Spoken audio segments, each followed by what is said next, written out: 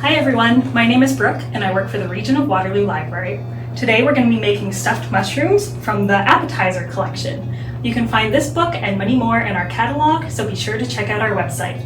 Let's get started.